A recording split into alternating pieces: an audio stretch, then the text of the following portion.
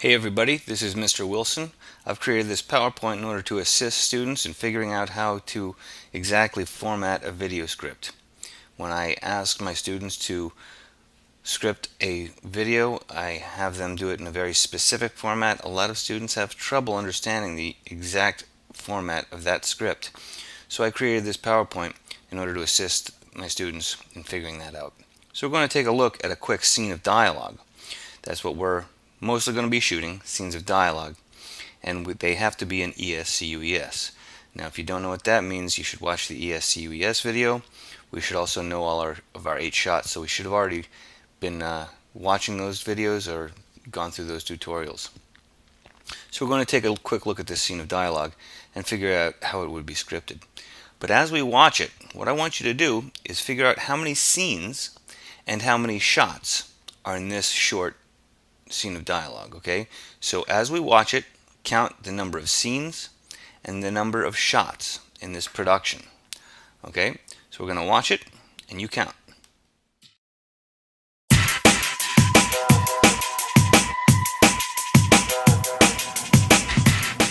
Blah blah blah blah blah.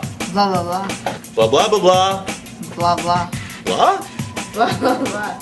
Blah blah blah blah. Alright, that was the whole thing. We just created it really quickly. That's why we were speaking gibberish. It doesn't really matter what we say. What we're concentrating on is the format, not necessarily the content. So when you're making your first script and storyboard for Mr. Wilson, really you should be concentrating on the format more than the content, because that's how I'm going to be grading you. Now, remember I asked you to count how many scenes were in this production. How many scenes were there? How many people got 1? That's the correct answer. One scene is one place and one time. And a lot of you, for my 7th graders especially, I tell you your first script that you write has to be only one scene long. One place, one time. No more. Don't go anywhere else. Don't have it be an hour later, the next day, after school. One place, one time. And that was one place and one time. The other thing I asked you to do is count the number of shots. How many people counted 6? How many people counted 3? Because either of those could be the right answer. It's kind of a trick question. Because really, there are only 3 shots. There's this one, the waist shot of the teacher and the student.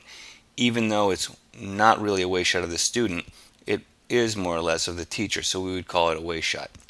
There's this, which is the medium close-up of the student, and there's this, which is the medium close-up of the teacher. Notice good headroom, nose room, see both eyes right below the chest on both of those medium close-ups. That's what we want. Now, a lot of times people will say we have an absolute profile on that waist shot. That's true. We don't need to worry about absolute profiles on group shots. Okay, when we have close-ups of someone, when we're just showing that one person, that's when we really want to see their face. So for this waist shot, we have an absolute profile of the teacher, not of the student, but we don't need to worry about that. When we go to the close-ups, that's when we want to see both eyes of the people in the close-ups. So when we edit this together, however, we see each shot twice in this order. First the waist shot, then medium close-up of girl, medium close-up of teacher, medium close-up of girl, medium close-up of teacher, medium, and then, the waist shot again. So we see each shot twice, so I guess the technical answer could be we have 3 camera angles and 6 shots. Now this gives us, remember, the classic ESCUES. We've got the establishing shot, close-ups, establishing shot. Excuse me. And all of my productions, as a requirement for my class, need to have one scene of dialogue with at least 4 close-ups. Now, if you have more than one scene of dialogue, the other scenes of dialogue don't have to have 4, but they have to have a minimum of 2.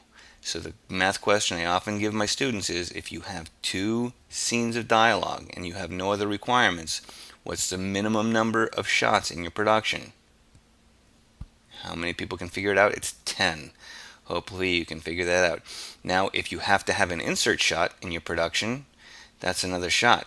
So if you have one scene of dialogue and an insert shot, what's the minimum number of shots you can have?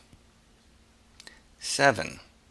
If you have 2 scenes of dialogue and an insert shot that you have to have, what are the minimum number of shots in that production?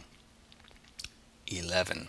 I'm hoping you can figure that out. If not, you need to kind of stop and figure it out, think about it, ask Mr. Wilson, ask a classmate if they do understand. One caveat, which means warning, about this dialogue in this is that it should be longer normally to avoid a choppy look when editing. If you have two students having a conversation and it goes something like, hey, you bored? Yeah, me too. Let's go to Media Club. What's that? Cool club? Okay, let's go. That's going to be a really choppy video because you're going to go back and forth on these shots when they're talking and they're just saying one or two words. It's going to look horrible. So we were just saying blah blah blah. It was kind of choppy because we made it really quickly. We made this in about an hour. We shot it, edited the whole thing in an hour just to make this PowerPoint. So we were just saying blah blah blah. But you want to have longer lines of dialogue. If someone says, hey, did you do your homework? And the other student says no, and that's it, well, you're going to want to change that line of dialogue probably to something like, oh no, I can't believe I forgot my homework. Not again. The teacher's going to kill me. Or something like that. It's not too hard to make your lines just a little bit longer than, one or two or even three words. Make them longer than that. All right, but the question we really want to answer is how do we script this dang thing? That's what we need to figure out now. So the first thing to understand is that the video script is written in two columns. Now, if you've taken my class before, you probably realize this already. You remember, we have video, which is everything that we see, on the left. Not audio. Sometimes people remember the two columns and put audio on the left. Nope. Video, which is everything we see, is on the left. And audio, which is everything we hear, is on the right. So when we set up our scripts, we should have it look like this. Video column, audio column. Now we're going to take a look at this production one piece at a time and figure out how we would script it. So what's the first thing that we see and hear in this video that we just watched? Let's take a look.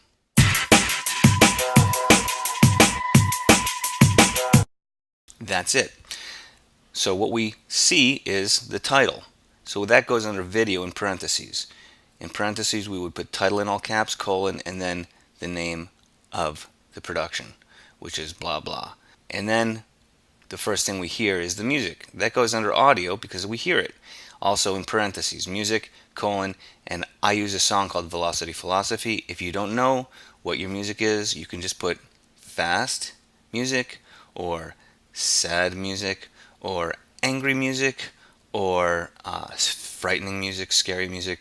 Just some kind of idea. What kind of tone, what kind of mood are you trying to get in your production? Okay. So the next thing we see in here in this production is this. Blah, blah, blah, blah, blah. That's it. So what we see is a fade into a way shot of a teacher walking up to a student at a desk. Now all transitions like fades go in parentheses. Fade in. And then we'll put the shot. WS girl at desk in class. Teacher walks up from out of frame. Now notice that this is our establishing shot, but we're not going to write ES on our script. Very common mistake a lot of people make. It's our establishing shot, but what kind of shot is it? What one of the 8 shots is it? It's a way shot, so we put way shot. Your establishing shot for all scenes of dialogue. So if you have 2 scenes, you're going to have 2 establishing shots. Your establishing shots need to show everything, which is the type of shot, where we are. Where are we? In the class. Who's there? The girl and the teacher. What they're doing. The girl's at the desk. The teacher walks up from out of frame. Where are they in relationship to each other? Well, the teacher's walking up. So we see that.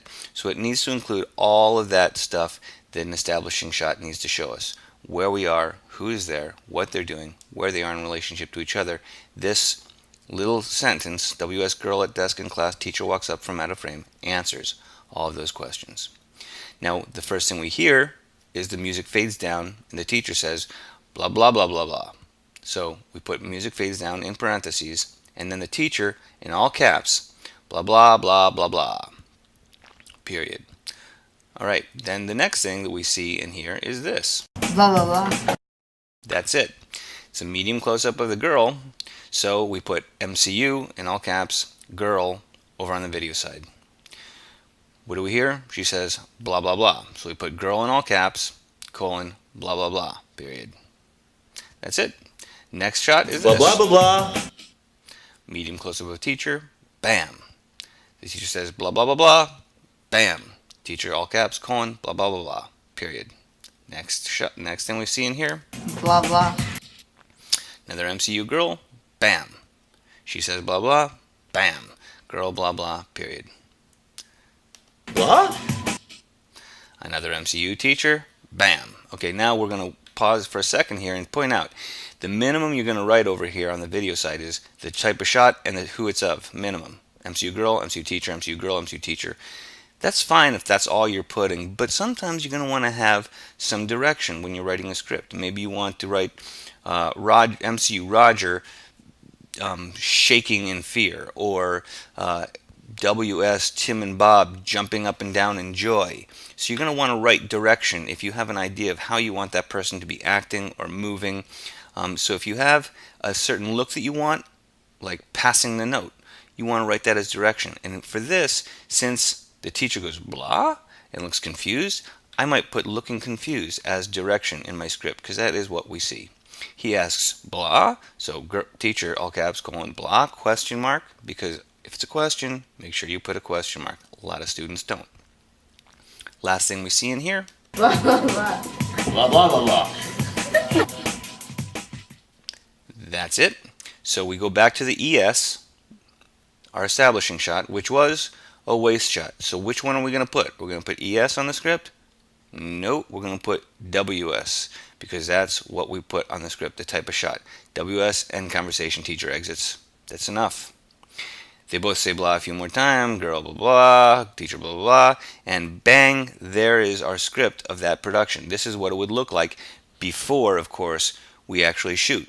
This is how it would look if we shot it exactly how we scripted it. Okay, so this is what your scripts should more or less look like. Now we're going to talk about a few things that students get wrong. One crucial thing is the name on the audio side are in all caps like that. The most common mistake a lot of students have is to forget putting the name in all caps on the audio side. Another thing is the name is followed by a colon, not, I repeat, not a dash or hyphen. Okay, that is a colon. This over here, that is a dash or a hyphen. We don't use that, we use a colon. There are no quotation marks in scripts. There are lots of different types of script formats. There's a play script format. If you've ever been in a play, you've seen that. It's different from this. There's a movie script format, which is different from this. This is a video script format. One thing they share in common is none of them put quotation marks around what people say. Also, the name in all caps before the lines of dialogue are common.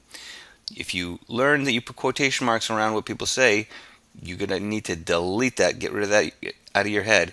That's a deletion mark, the line through it, a little squiggly, because scripts don't use them. If we're writing a novel or a short story or a news report and we're quoting someone, we put quotes around what people say, but not on a script.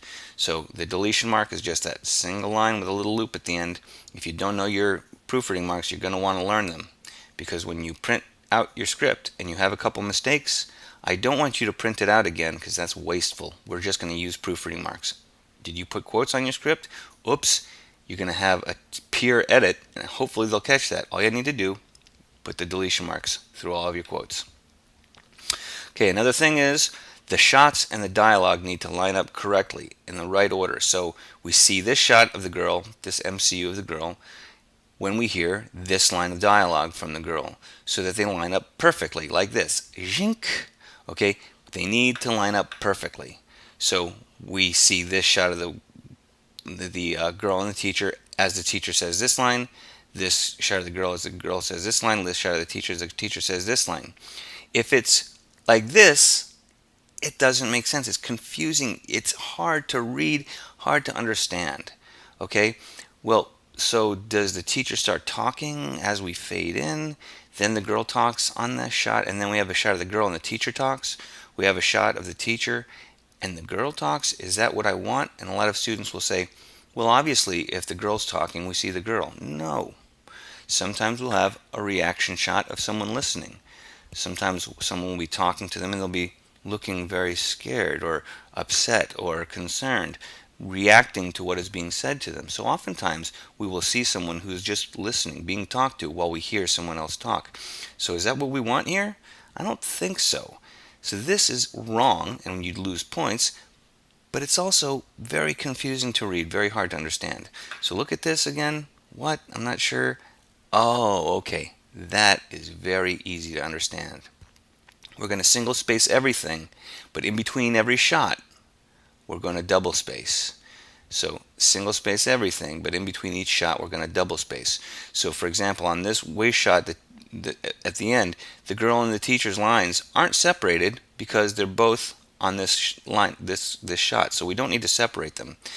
This is not separated. This is single spaced, but we've got this extra space there because this goes 2 lines. So we're going to separate all of our shots so they stand alone but are lined up with the line of dialogue.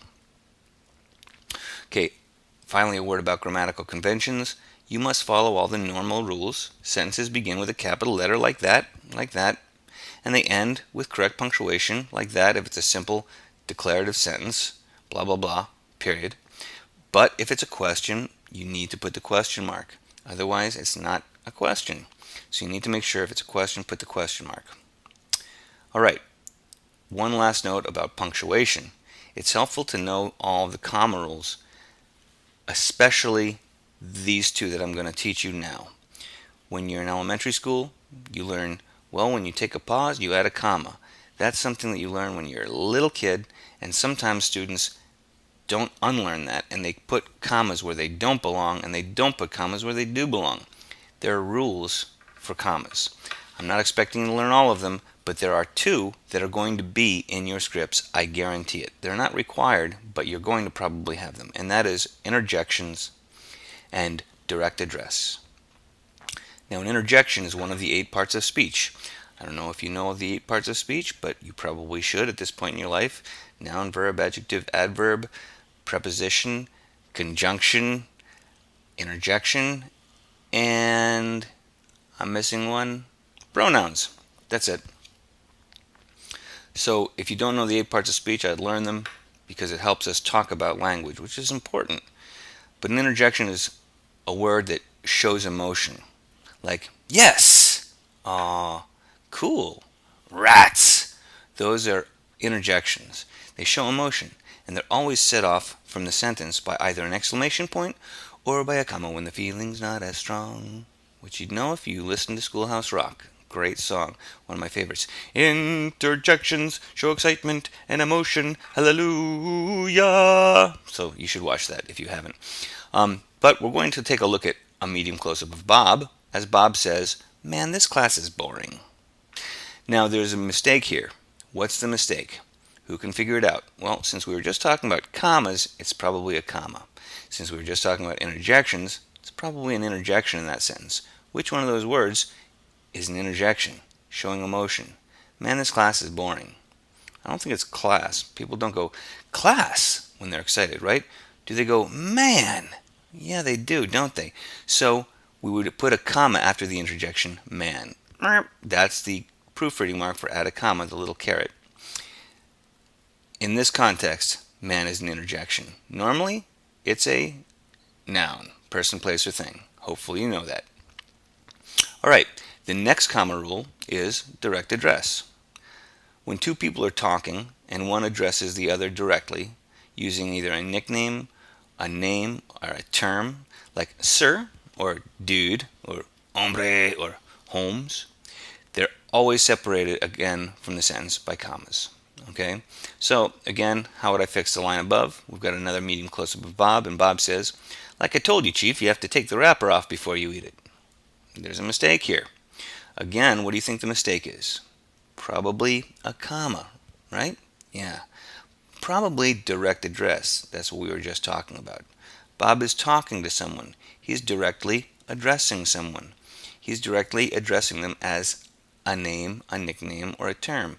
What is he calling someone? Is he calling someone rapper? No. Is he calling someone eat? No.